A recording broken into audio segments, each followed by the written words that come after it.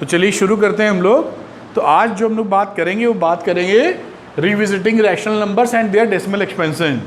ये बेसिकली आपके पहले चैप्टर का अंतिम पार्ट है मोटे तौर पे पोर्शन। क्या ये पोर्शन बोलेगा और क्या हमें सीखना है, बड़ी छोटी सी बात सीखनी है, लेकिन क्या किस तरफ बात ये करेगा, किस तरफ वो हम बात करते हैं आपसे।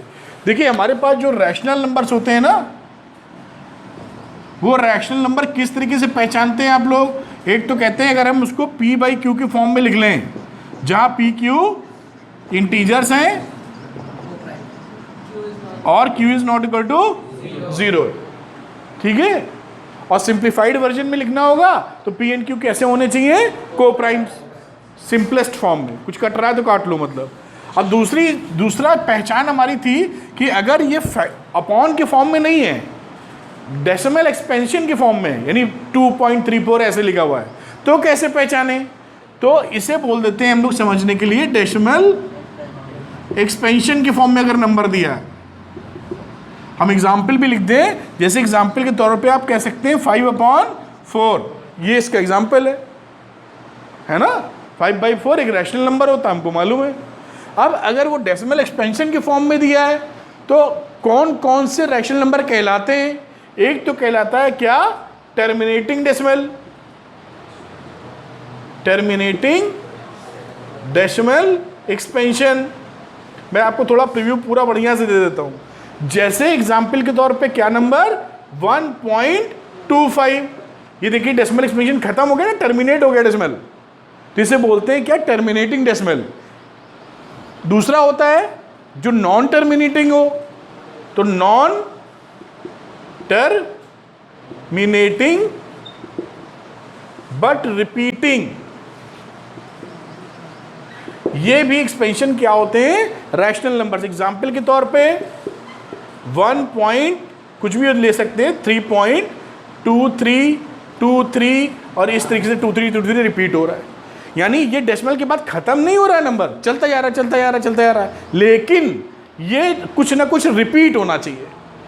आप पहचानते हैं, 9th में पढ़ चुके हैं, मैं बस याद दिला रहा हूं आपको, जैसे बात पकड़ में आए कि ये कहानी किस तरफ जा रही है। समझ में आ रही बात। ये कहलाते हैं क्या, नॉन टर्मिनेटिंग, खत्म नहीं हुए बट रिपीटिंग डेसिमल एक्सपेंशन।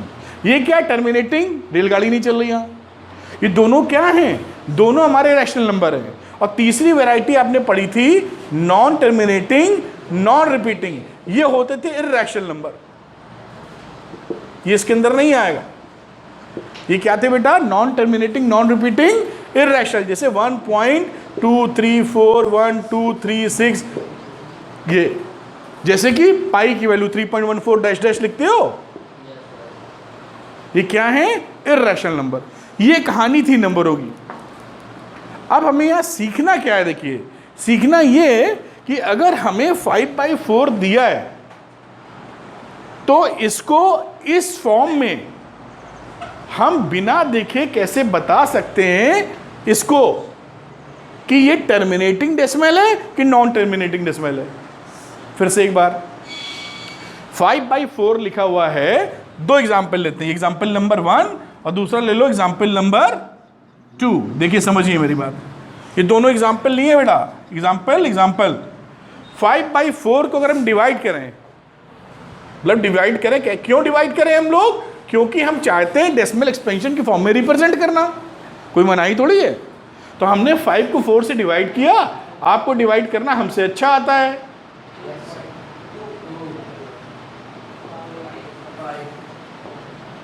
हो गया डिवाइड। तो आप 5/4 को आप पहचानते हैं कि ये किसके बराबर है, ये बराबर है 1.25 के। ये आप कैसे जान पाए, क्योंकि आपने डिवाइड कर लिया है, देख लिया, चेक कर लिया, पहचान लिया, साबित कर लिया, है ना। अब बात करते हैं 10/3 की या 10/3 की। आपने फिर किया कि कोई बात नहीं सर, ये लो हम डिवाइड कर देते हैं।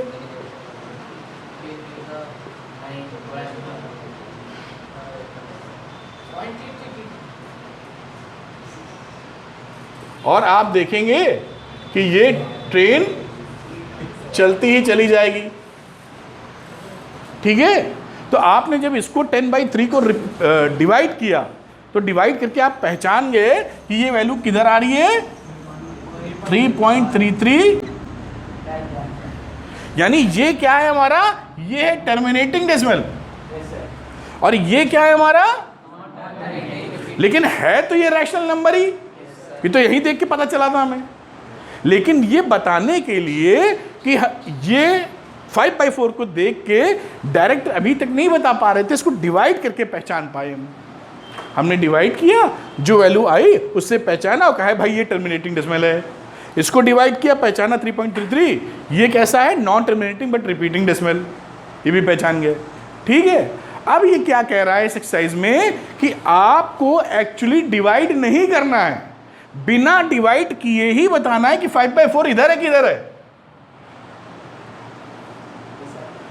आपको डिवीजन नहीं करना है। अगर आपको डिवीजन ना करना होता तो क्या कोई ऐसा मेथड हमारे पास है जिससे हम डायरेक्टली बता सकें कि 5/4 टर्मिनेटिंग डेसिमल एक्सपेंशन है कि non terminating but repeating decimal expansion है? समझ में आ रही बात क्या करना चाह रहे हैं हम लोग? बिना डिवाइड किए यहां पर पहले ही बता देना चाहते हैं। तो जी हाँ, ऐसा मेथड हमारे पास है। हमने ये ऑब्जर्व किया हम लोगों ने कई गिनतियों में, जो ऑब्जर्वेशन बहुत लंबा चौड़ा मैं नहीं दिखा रहा हूं, कि अगर इसका डिनोमिनेटर किसी रैशनल नंबर का डिनोमिनेटर नीचे वाला, न्यूमरेटर ऊपर वाला, किसी रैशनल नंबर का डिनोमिनेटर अगर 2 की पावर m इंटू 5 की पावर n, और जहां पर m and n are non negative integers हैं, अगर ऐसा होगा कहां पर, डिनोमिनेटर में, ठीक, तो वो बन जाएगा क्या, टर्मिनेटिंग डेसिमल। आपको डिवाइड करने की जरूरत नहीं है, ये कर करके देखा हम लोगों ने। और अगर ये ऐसा नहीं होगा तो है तो रैशनल नंबर ही, तो दूसरे वाले खांचे में चला जाएगा।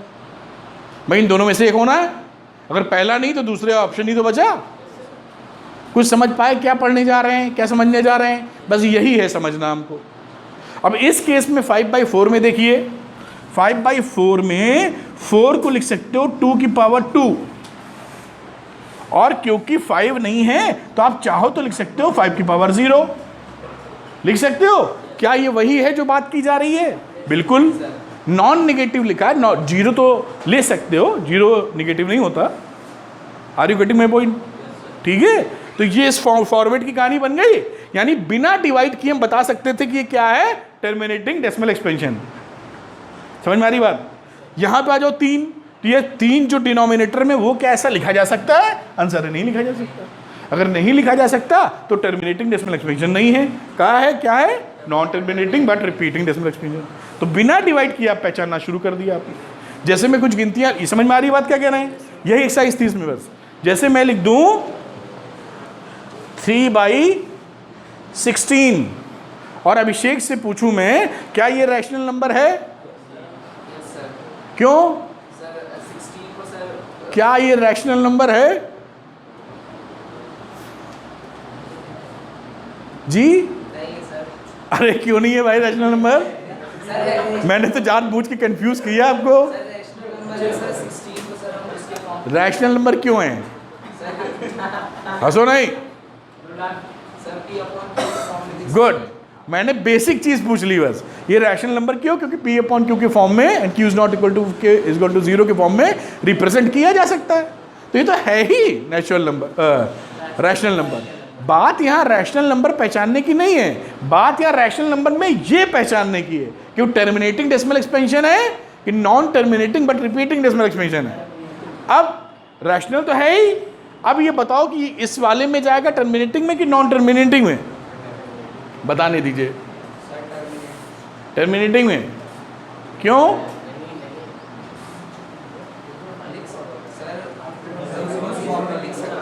तुम बताओ ना क्या करूं इसका मैं। हाँ बोलिए बोलिए, जल्दी बोलिए। ये देखिए,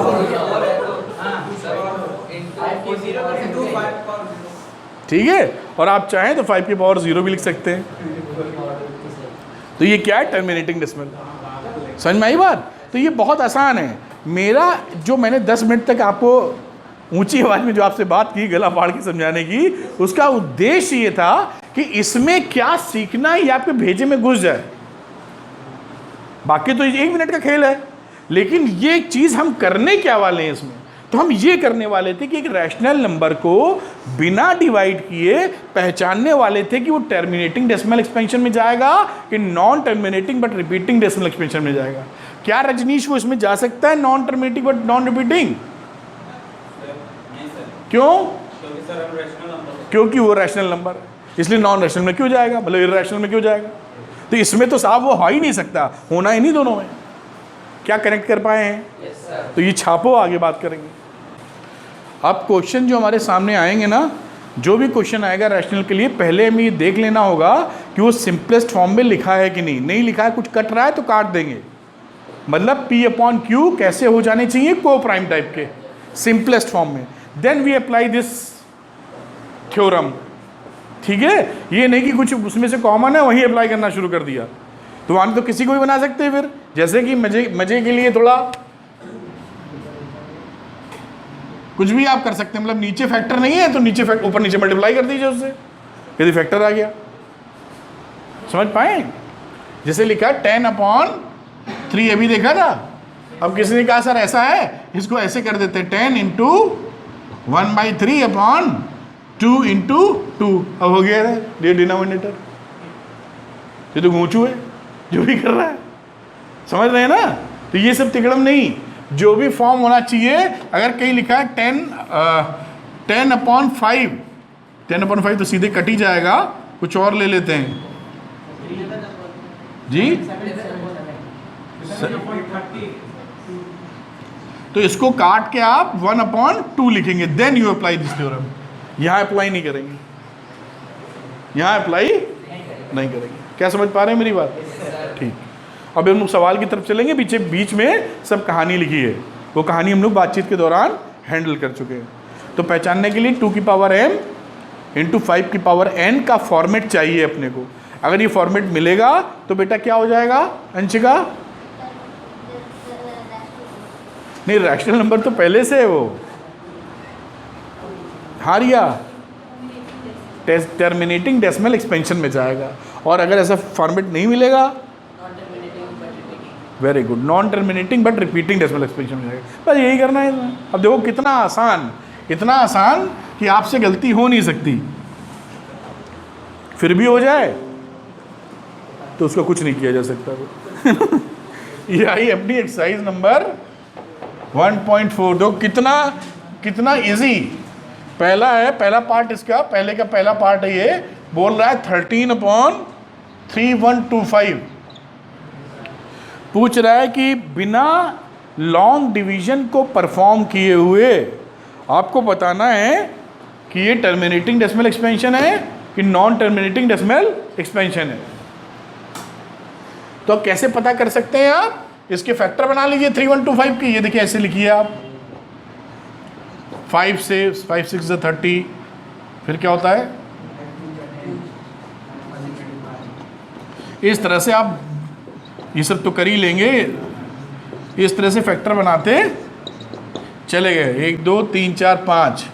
तो इसको लिख सकते हो। क्या ये मैंने ठीक लिखा है? ठीक है। हमें चाहिए था इस तरह का फॉर्मेट। तो ऐसा झटका मत खा जाना कि सर यहाँ तो 2 है ही नहीं। 2 नहीं है तो कोई बात नहीं, 2 की बार 0 लिख सकते हो। तो इसको क्या लिख सकते हो? 13/। क्या ये फॉर्मेट है ऐसा? या तो इस तरह समझो, या तुम ऐसे भी समझ लो कि जहाँ 2 ना तो 5n हो। ये समझ में आ रहा है आसानी से? कोई परेशानी तो नहीं इसमें? पकड़ ली है बात? बहुत अच्छी बात। तो ये आप इससे क्या कह पाएंगे? क्या अभिषेक जी है क्या? हाँ, रैशनल नंबर तो यही देख के कह पा रहे थे हम लोग, लेकिन ये terminating without actual division. Now you can say that this is a non terminating decimal expansion. आती बात समझ में? हाँ सॉरी, टर्मिनेटिंग डेसिमल एक्सपेंशन। भावनाओं को समझो। आगे बात देखते हैं हम लोग। अब इसमें ऐसे बहुत चिल्लर टाइप के सवाल हैं, तो 1 2 और करेंगे, बाकी तो आप महान व्यक्ति यही हैं। तो चलो तीसरा देख लेने, तो इसी में न गिर पड़ो कहीं। बहुत सरल सवाल है। 64/455। पहले क्या चेक करना होता है, कुछ कट रहा है ऊपर नीचे तो काट लो, सिंपल फॉर्म में लेने का है पहले। क्या है सिंपल फॉर्म इसमें? कुछ कॉमन है क्या? नहीं है। अच्छा, तो कॉमन नहीं है तो ये 455 के करो फैक्टर। आप किससे करें? 13 जाएगा क्या? हैं? चलो भाई हटाओ, जो करना था कर लिया हम लोगों ने। हो गया क्या ये? इसमें देखो 13 तो नहीं जा रहा है, कुछ नहीं कट रहा है। ठीक, तो ये आ गया 64 अपॉन फैक्टर क्या बने, 5 की पावर 1, 13 की पावर 1। वैसे असेंडिंग ऑर्डर में लिखिए, आपका टीचर पसंद करता है ऐसा देखना। तो अब ये कहानी क्या कहानी बेटा? ये नॉन टर्मिनेटिंग। क्यों है नॉन टर्मिनेटिंग आदर्श कुमार? हाँ, डी 2 की पावर m और 5 की पावर n के फॉर्म में नहीं है, बहुत कुछ एक्स्ट्रा भी है इसमें। तो ये किधर जाएगा? Non terminating but repeating. कुछ भी नहीं है। और आ जाओ भाई, समझ पा रहे होगे ये?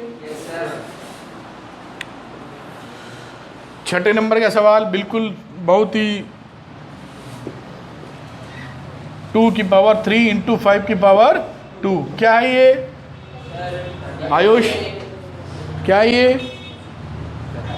रैशनल नहीं, रैशनल नंबर तो है ही। हम लोग वही बार बार बोल रहे हैं कि हम लोग रैशनल नंबर या इरैशनल नंबर नहीं ढूंढ रहे हैं, हम लोग ढूंढ रहे हैं कि रैशनल नंबर से विदाउट लॉन्ग डिवीजन वो टर्मिनेटिंग डेसिमल है या? जी मयंक कैसे जी, ये टर्मिनेटिंग डेसिमल है क्योंकि ये इस फॉर्म की कहानी है। तो टर्मिनेटिंग डेसिमल बहुत आसान है एकदम, बिल्कुल मक्खन। आगे चलो। आदर्श कुमार बीच बीच में कमेंट मत किया करो, ये अधिकार केवल मुझे है, समझे? तुम पीछे पीछे कमेंट्री करते रहते हो। ये देखिए इधर 35/50। बताओ आदर्श क्या है ये? गलत होने पे घूंसा पड़ेगा कस के। क्या है? हाँ, हम सोचे थे चूक जाएगा लेकिन इसने बात पकड़ ली। इसको सिंपलेस्ट फॉर्म में पहले करना है। देखो को प्राइम नहीं है। जी जी, तो 5 से कैंसिल करोगे, ठीक लिखा है क्या? टर्मिनेटिंग डेसिमल समझ गए? इधर नहीं पकड़ना, उधर पकड़ना। ठीक, एक आखिरी भी 10वां भी देख लो। बहुत ही ऐसे सवाल जो उसको लगाने में आप सोचेंगे कि ये तो मैं ही लगा सकता हूँ। ये किसी और से बात कर लेते, किससे बात नहीं हुई? शिवेन जी रह गए। शिवेन जी, मेरा भारत महान, आ जाओ जी। Very good very good very good बेटा।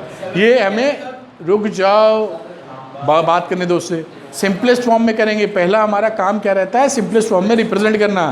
तो ऊपर नीचे कौन सा कॉमन फैक्टर है? Very good. तो 7 से डिवाइड किया, क्या अभी और कट सकता है? No sir. इसके फैक्टर बताओ।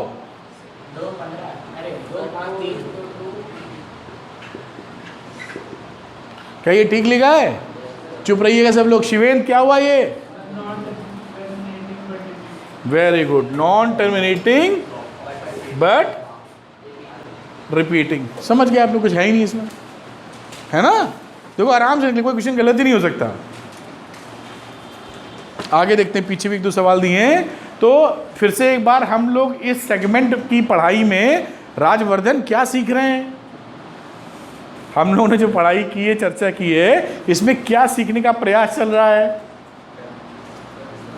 हाँ, और क्या इसी में?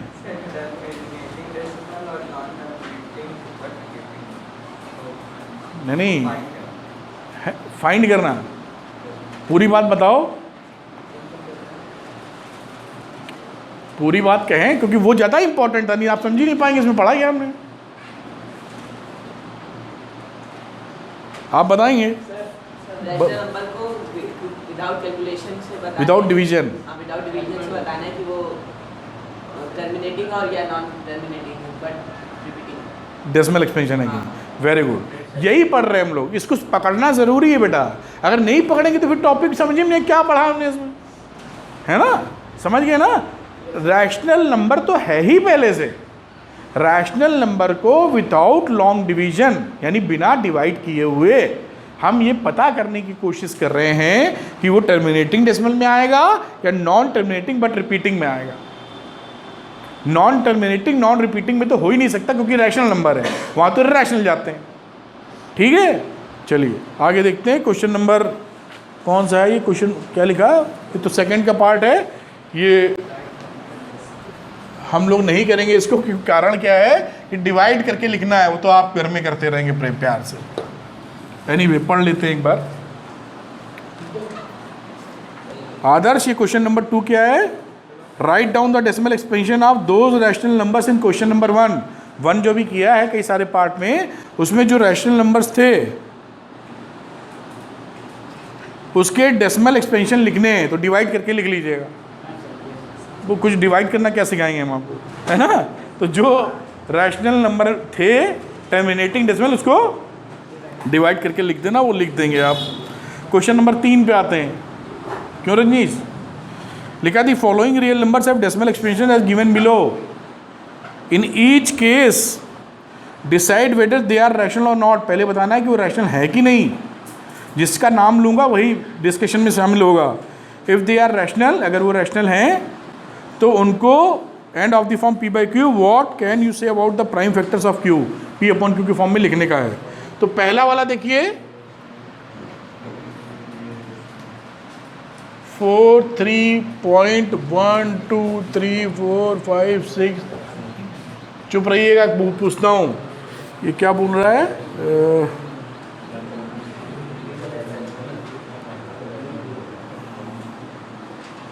ये बेटा रैशनल नंबर है कि नहीं, आप बताइए। इररैशनल है, क्यों इररैशनल है, कोई रिपीट नहीं कर रहा है। अच्छा, कुछ और भी कंडीशन होती है उसके साथ। ये तो टर्मिनेटिंग डेसिमल है, पीछे रेलगाड़ी कहाँ चल रही है इसमें, वो जो, रुक जाओ, ये एक टर्मिनेटिंग डेसिमल है और टर्मिनेटिंग डेसिमल रैशनल नंबर होते हैं। वो कहानी होती थी नॉन टर्मिनेटिंग, नॉन टर्मिनेटिंग के बाद देखना है रिपीट कि नहीं रिपीट। तो ये एक रैशनल नंबर है, ठीक है। P अपॉन Q के फॉर्म में लिखना हो तो क्या करेंगे, उड़ा दोगे नीचे 4 3 1 2 3 4 5 6 7 8 9 अपॉन कितना 9 है ना, 1 2 3 4 5 6 7 8 9, ये होगी कहानी। P अपॉन Q, Q इतना है, कुछ कट रहा है क्या, कुछ नहीं कट रहा, सिंपलेस्ट फॉर्म में आ चुका। तो Q क्या है, 1 के आगे 9 0। क्या बोलते हो राजवर्धन, राजवर्धन के लिए अगला सवाल, इसका पार्ट नंबर 2 राजवर्धन बताओगे।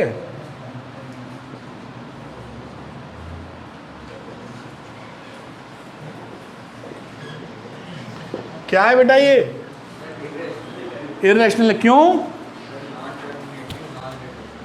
क्योंकि ये non terminating and non repeating, तो ये इररैशनल नंबर, ये रैशनल है ही नहीं, इसलिए इसकी चर्चा करना बेकार है। आ जाओ लास्ट वाले पे।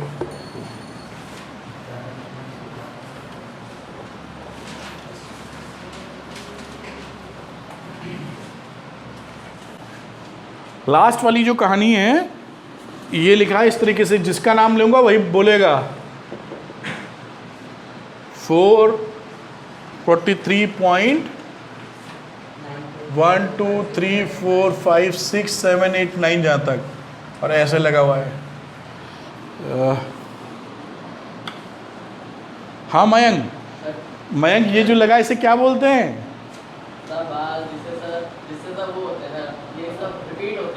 हाँ, तो इसका क्या मतलब है, इसका मतलब है कि ये पूरा छपता हुआ चला जाएगा। तो ये किस क्लास में आया, मतलब डेसिमल एक्सपेंशन कैसा है ये, डेसिमल एक्सपेंशन, हाँ ये है नॉन टर्मिनेटिंग बट NTR है ये। तो NTR रैशनल है नंबर ना, NTR है तो तो ये रैशनल नंबर है, पहली बात तो ये हो गई। अब क्लास 9th में आपने देखा था कि P अपॉन Q कैसे बनाते हैं, कई लोग भूल गए होंगे, पक्का याद है आपको, अच्छी बात, कई लोग भूले होंगे, ये मैं पूरा विश्वास है। इसको P अपॉन Q अगर बनाने का है तो आदर्श कुमार कैसे बनाओगे? हाँ बोलिए, पहले करते थे, याद करिए क्लास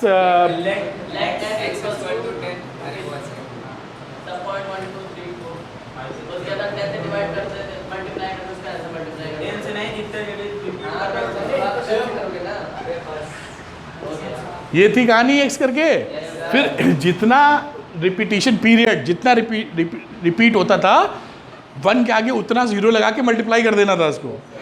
तो यहाँ पे 9 है तो अगले में 1 के आगे 9 0, 2 2 4 2 6 2 8 9 ये कर देने का, और इधर मल्टीप्लाई करोगे तो क्या जाएगा 4 3 1 2 3 4 6 7 8 9 पॉइंट 1 2 3 4 5 6, रुक जाओ, बन गया ये। अब इस इक्वेशन में ऊपर वाली घटा देने का है 43.12345678 जैसे ही आप घटाते थे यहाँ पे 1 कम कर देना तो 9 बार आ जाएगा। 1 2 3 4 5 6 7 8 9 और यहाँ वैल्यू क्या बची, ये निपट गए इधर पूरे, यहाँ 9 में से 3 गया 6, 8 में से 4 गए, फिर 7 6 5 4 3 2 1 4 3 और फिर यहाँ लिख दोगे x बराबर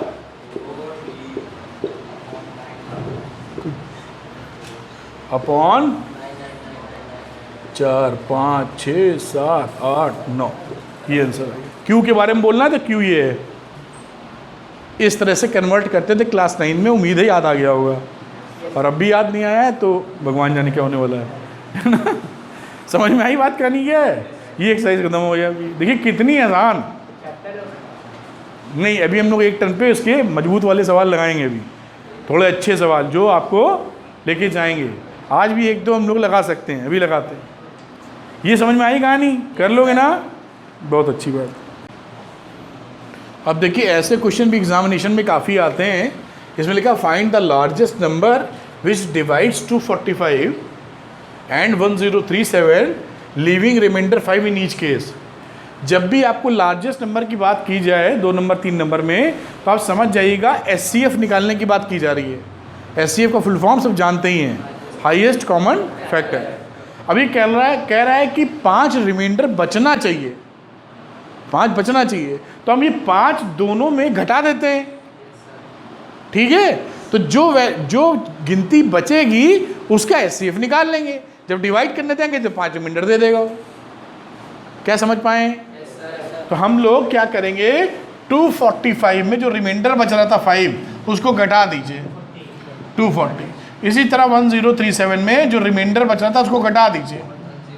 अब इन दोनों का हम लोग क्या करेंगे, SCF ले लेंगे, यानी SCF किसका होना चाहिए, 1032 और 240 का।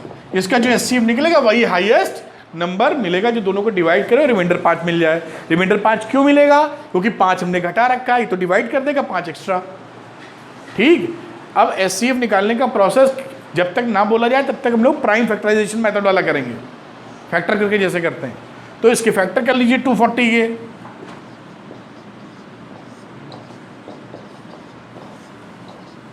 ये सब करना आप जानते हैं बहुत अच्छी तरीके से, ठीक। इधर अब इसके भी कर लेते हैं 1032 के।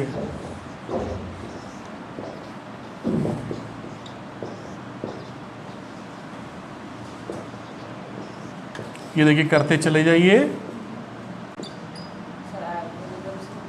एल्गोरिदम से नहीं करना, एल्गोरिदम से ज़्यादा मेहनत पड़ेगी आपको, और जब बोला जाता है तब किया जाता है। एक्लिप्स एल्गोरिदम की बात कर रहा है, तो हम लोग ऐसे कर लीजिएगा प्राइम फैक्टराइजेशन से, बाकी आप उससे भी निकालेंगे तो भी आएगा, मना ही नहीं है। लेकिन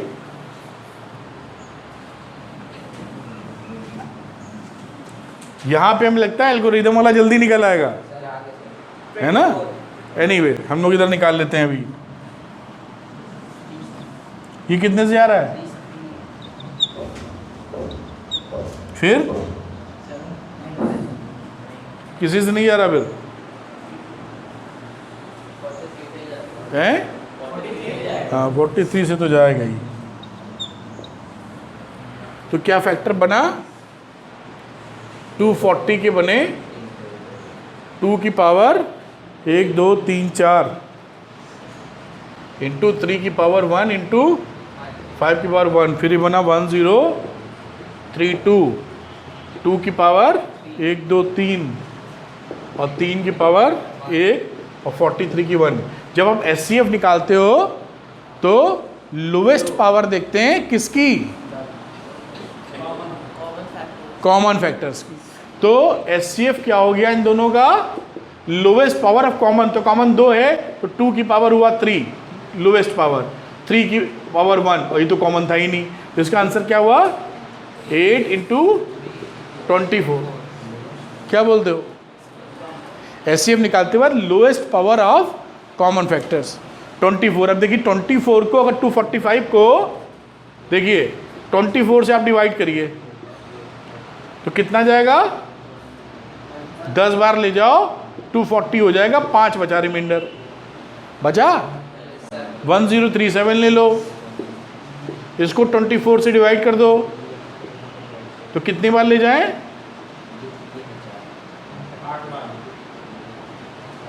8 बार, 4 चौक 16, 1 9।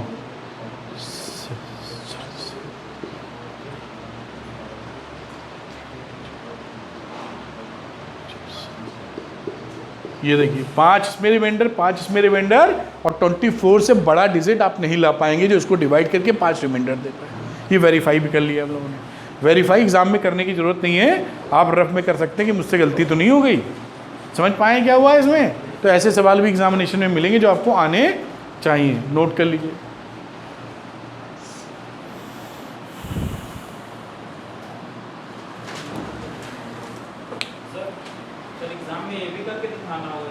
ये अगर ये नहीं करना चाहते तो ये तो लिखना ही पड़ेगा, ये दिखाने की ज़रूरत नहीं है, रफ में कर लीजिएगा।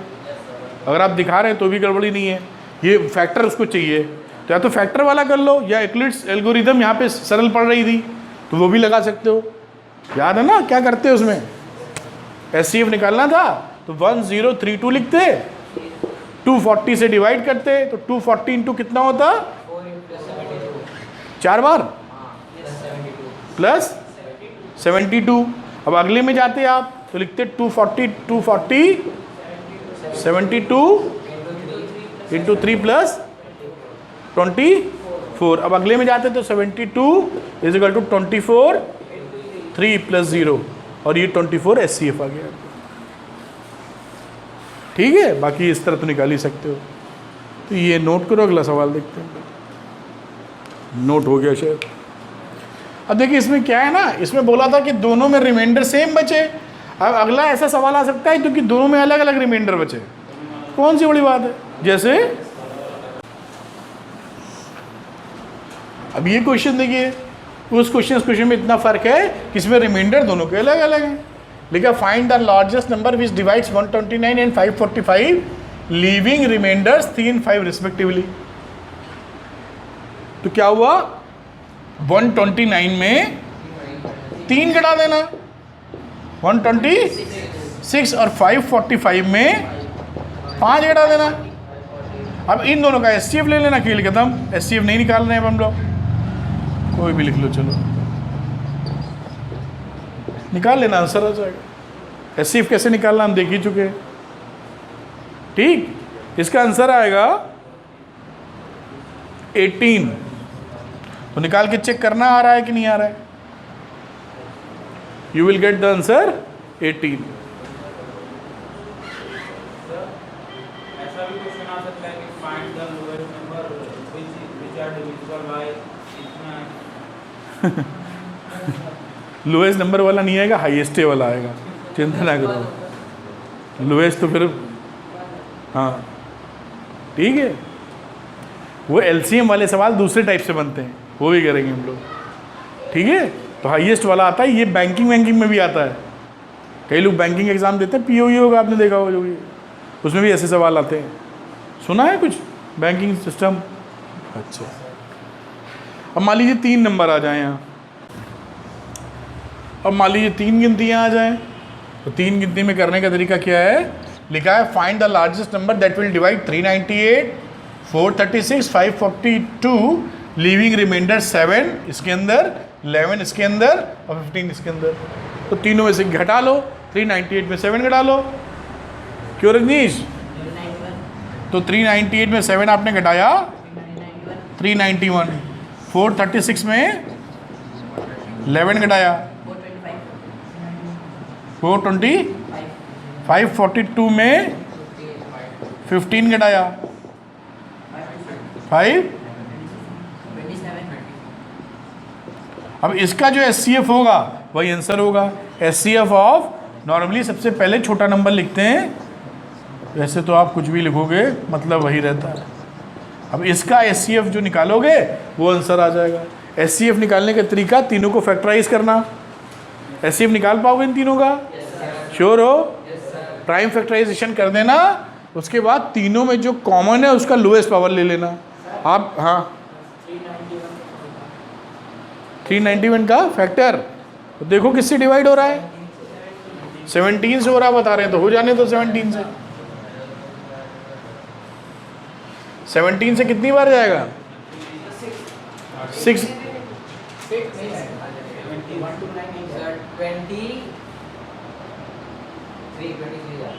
23 जा। देख लेना भाई जो ये बता रहे हैं, ठीक। दूसरे में आ जाओ, फिर निकाल ही लो सवाल। 425 की कहानी क्या बनने वाली है?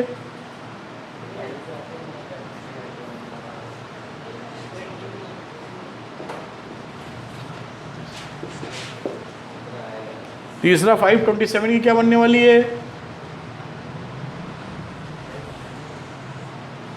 7-7-14 कितने से जाएगा ये? 17 से तो जाएगा ही। 17 से जा जरा कितना यार?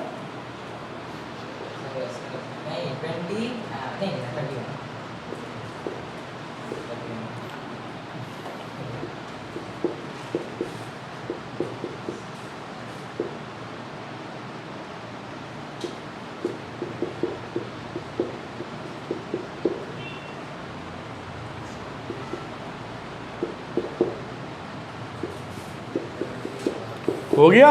अब एचसीएफ निकालने में lowest powers of common prime factors, तो ये 17 ही मिला, बाकी तो कॉमन कुछ है ही नहीं। तो इसका आंसर कितना आ गया? HCF 17 is the answer.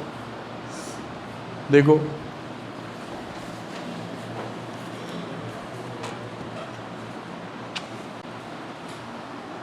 समझ में आई बात? हाँ बोलो। दिखाना भी पड़ेगा कि डिवाइड करके इतना ही रिमाइंडर बच रहा है। नहीं दिखाना नहीं पड़ेगा। हाँ वो वेरिफिकेशन है, वो मैंने इसलिए बताया कि जैसे आपने कर लिया, अब आप डबली श्योर होना चाहते हो मुझसे कुछ गलती तो नहीं हो गई, तो रफ में करके चेक कर लो। उसको एग्जाम में दिखाने की ज़रूरत नहीं है। अगर वो लिख देता है वेरीफाई द रिजल्ट तो करना पड़ेगा, लिखेगा नहीं वैसे, हाथ तक ना लिखा तो अब आगे लिखेगा, ये कहना मुश्किल है। लिख दे कि ये करो और वेरीफाई द रिजल्ट, तो तुम करके दिखा देना कि देखो डिवाइड कर रहे हैं बच रहा है। नॉर्मली आपको दिखाना नहीं पड़ेगा। तो आज के लिए हम लोग इतने ही रखते हैं। नेक्स्ट टाइम पे कुछ और अच्छे सवाल लगाएंगे जो एग्जामिनेशन के लिए इंपॉर्टेंट है, और शायद अगली बार ये चैप्टर ख़त्म हो जाए। ठीक है, चलिए बेस्ट ऑफ लक।